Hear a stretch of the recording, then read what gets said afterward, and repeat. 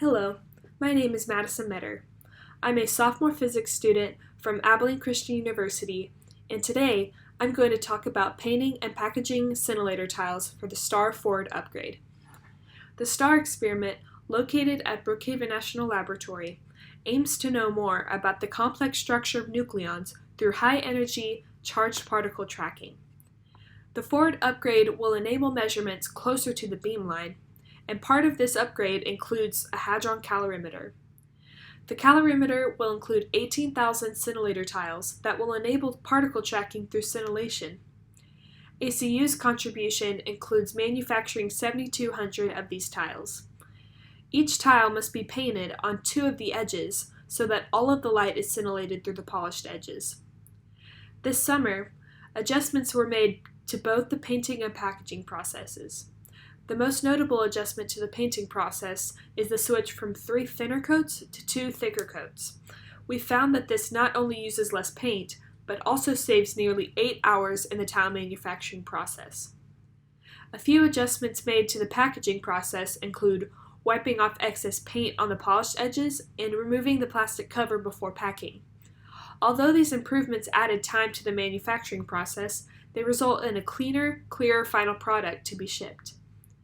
In order to ensure that painting only 2 coats did not reduce the effectiveness of the paint, an experiment was set up including a Mitek spectrometer, a lamp with an incandescent bulb, and optic mounts. Mitek software was used to record the light output, and control data was taken without a tile in place so that we could determine the output loss due to adding a clear tile. Then, a clear tile with no paint was set in place and 3 runs of data were taken. The paint thickness was increased, with 3 runs of data being taken at each thickness. The max thickness reached was approximately 0.3 millimeters. The light output for each wavelength was summed to give the total light output under the curve for each run of data.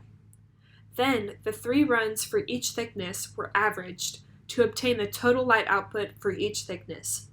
This was then compared to the control output and subtracted from 1, along with the percentage of output loss due to adding the tile, resulting in the total loss of light output as a percentage.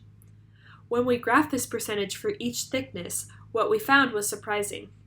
We expected the decrease in output to be more gradual, but we found that the percentage of light reflected increased to 94% from a mere 0.025 millimeter layer of paint.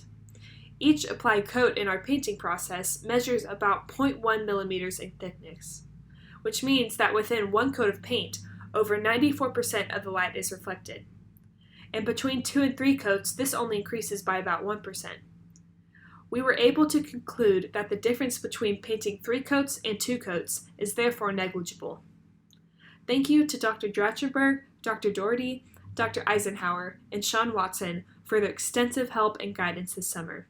Thank you also to the National Science Foundation and the Department of Energy for funding on this project.